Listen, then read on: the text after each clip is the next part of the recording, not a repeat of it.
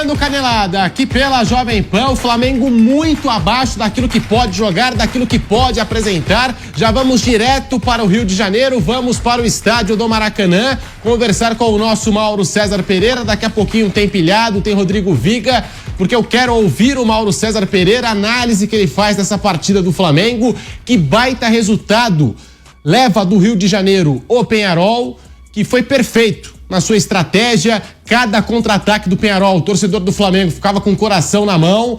Vence por 1-0 o Flamengo e leva uma baita vantagem para o jogo de Montevidéu, onde vai ter uma pressão enorme em cima desse Flamengo do Tite. Mauro César, muito boa noite, bem-vindo ao Canelada da Jovem Pan. Mauro. Boa noite, Pedro. Boa noite aos companheiros, aos amigos que acompanham mais um Canelada. Foi uma atuação, assim, absolutamente vergonhosa do Flamengo. Um time desorganizado, um time pouco competitivo contra um adversário bem montado. Sabia-se que o Peñarol é um bom time, é bem treinado pelo Diego Aguirre e que viria como estratégia de não só se defender, mas também ter uma saída para o ataque. E apresentou suas armas logo no começo do jogo, levando perigo em 1, 2, 3 jogadas, fez o gol cedo e soube administrar diante do Flamengo, que teve volume em determinados momentos, mas muito na intuição, muito na vontade, pouco na organização, pouco na trama de jogadas. Um time muito diferente daquele que o Dudu fez um bom jogo diante do Vasco, né? Acabou cedendo no final, mas a atuação foi muito segura contra o Vasco, pressionando no campo de ataque, recuperando a bola, controlando o jogo. Hoje foi tudo ao contrário.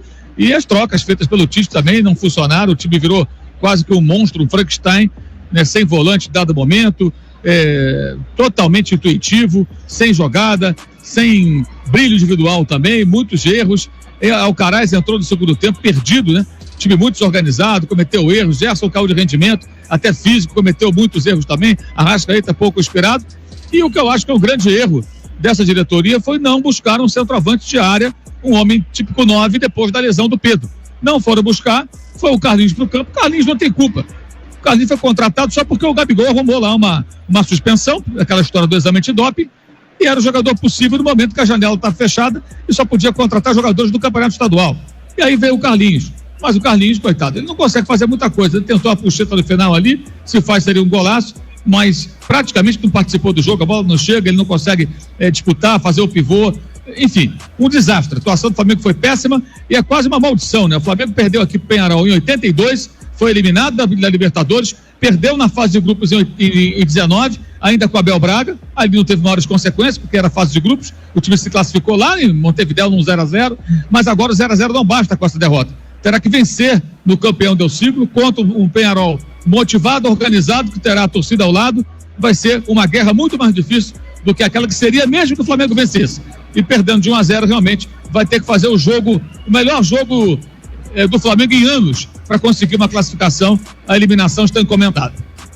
É isso, um Peñarol com uma postura defensiva que já era aguardada, mas falando em postura defensiva, não foi uma postura covarde. O Peñarol saiu para o jogo, aproveitou os espaços deixados pelo Flamengo, o Flamengo muito vulnerável, e criou várias situações de gol nos contra-ataques. E o Peñarol sai com essa vitória importantíssima no estádio do Maracanã. Até queria saber de você, Mauro. Você falou, o Flamengo vai precisar ter uma das suas melhores atuações dos últimos tempos, a melhor atuação do ano, se quiser avançar na Libertadores da América. Você acha possível o Flamengo reverter esse placar jogando lá no campeão del siglo, que vai ser uma pressão enorme por lá, Mauro? Possível mas é pouco provável, né? Vai ter que fazer uma partida perfeita, o que não tem sido, digamos assim, algo que possa ser acreditado depois do que vimos hoje. O jogo de hoje vai ter que consequências, né, no decorrer da semana. Domingo o Flamengo enfrenta o Grêmio em Porto Alegre e deverá colocar desfalcado, porque vai ter que descansar todo mundo para essa guerra de Montevidéu na quinta-feira que vem.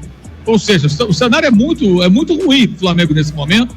O jogo lá vai ser um jogo muito complicado. O Flamengo vai ter que se organizar defensivamente para não tomar logo o gol e tentar encontrar o caminho do gol. O Flamengo tem jogadores para agredir o adversário, seja ele qual for, seja onde for, desde que faça uma boa partida, desde que esteja organizado, desde que tenha um bom plano de jogo. Hoje não teve nada disso.